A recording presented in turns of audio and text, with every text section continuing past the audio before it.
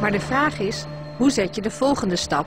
Van sympathieke, kleinschalige initiatieven naar een solidair geldsysteem op grotere schaal. Een systeem dat immuun is voor de virtuele goocheltrucs die ons de crisis gebracht hebben. Wereldwijd wordt op meer dan 1000 plekken met nieuwe munten en geldsystemen geëxperimenteerd.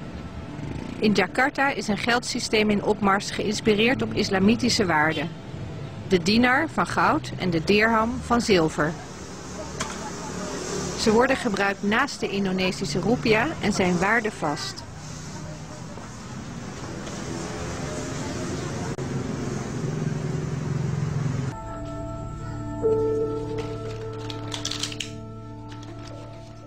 Dulu tahun 2000 saya punya rekening di Bank Muamalat.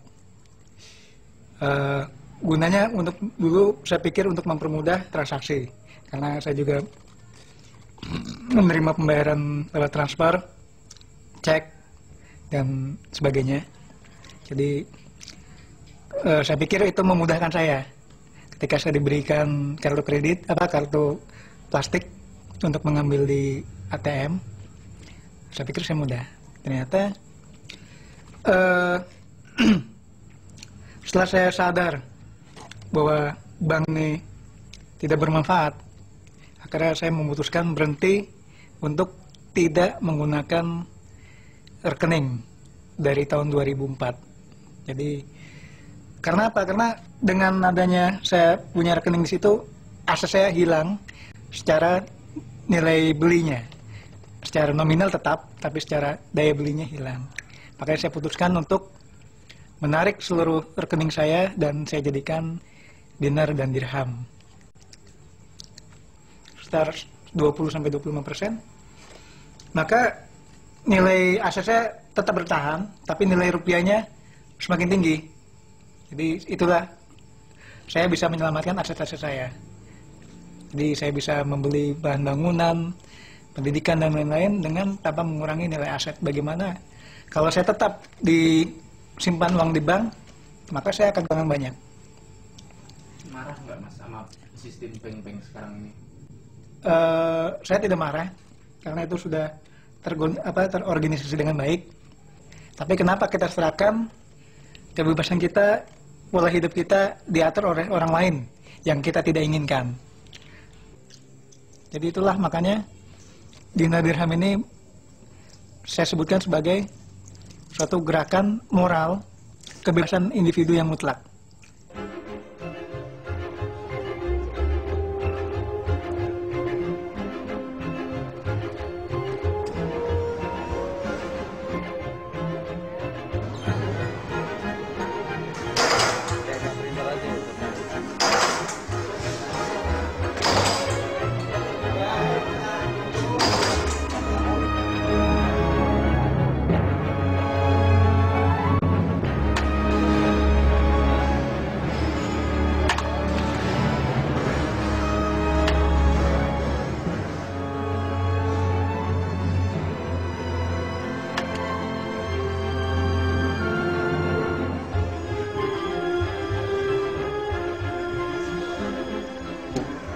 Sekarang dengan keluarnya uang 2000, parkir harus menjadi 2000. Tanpa kita sadari, kemampuan kita membayar berkurang paruh.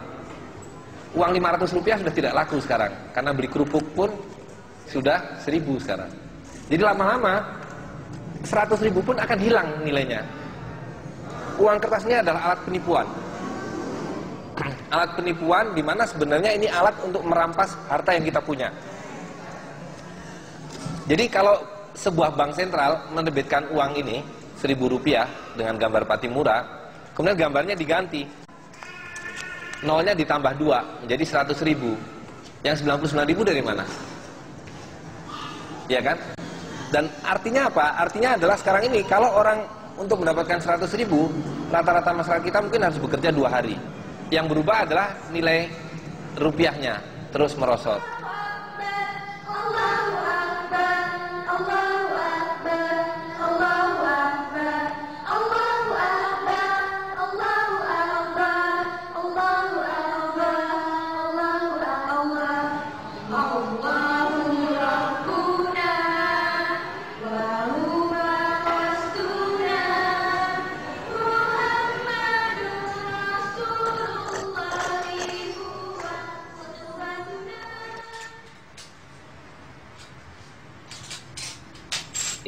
It's hard to get an exact figure at the moment, but in the last 10 years, probably it's more than 50,000 coin has been distributed. There is an equality of exchange, equal to equal. In other words, it can only be met by exchanging commodity with commodity. So if you want to exchange a head of goat, then you need, or you must get as an exchange other commodity that has a similar value, and that can be best served by gold or silver. Paper money doesn't serve that equality, because one party lose an asset, let's say a head of gold, and the other party just get a piece of paper which has no value. When we minted the dinar for the first time 9 years ago, it was only worth 1, 2, 3, 4 pieces. These 4 pieces, about 400,000 rupiah. Today, you need 15 pieces of this paper money, 1,500,000 rupiah to get 1 dinar. 1,500 years ago, 1 dinar equals to 2 head of gold. And today, if you go everywhere in the world, you can buy 2 heads of gold with 1 gold dinar, right? While a coin of dirham, the silver coin, you can have 1 head of chicken. Some people see it like a story of this king with no clothes, right? So when everybody see that the king was wearing very beautiful clothes, but in fact he wears no clothes, until a small boy said, look, the king has no clothes.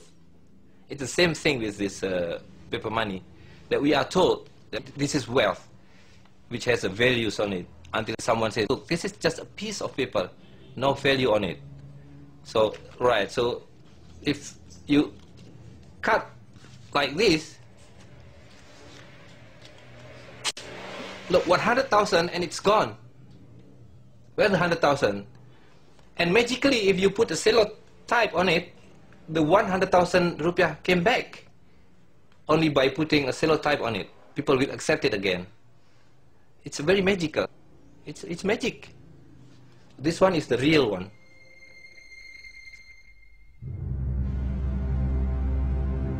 The current system is not only unsustainable, but it's collapsing.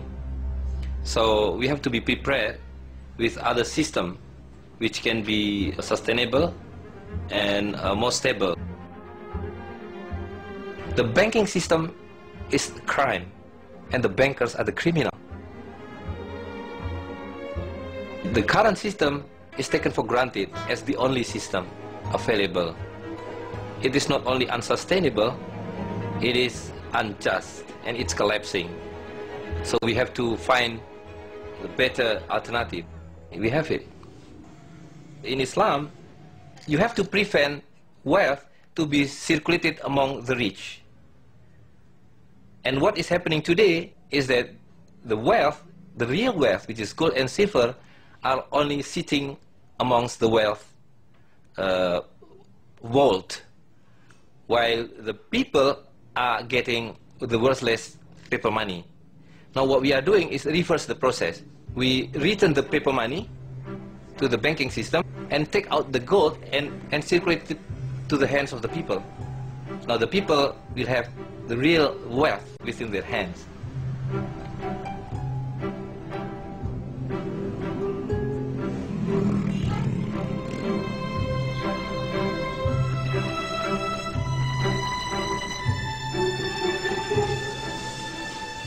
Dinar ini bukan sebuah revolusi, tapi ini kembali lagi ke fitrah manusia. Jadi manusia disuruh memilih, jadi tidak dipaksakan. Jadi dia memilih antara yang berlaku dengan yang tidak berlaku, antara yang stabil dengan yang tidak stabil, antara tetap dengan inflasi. Jadi mereka memiliki 2 pilihan. Ini adalah untuk sebagai gerakan freedom and justice.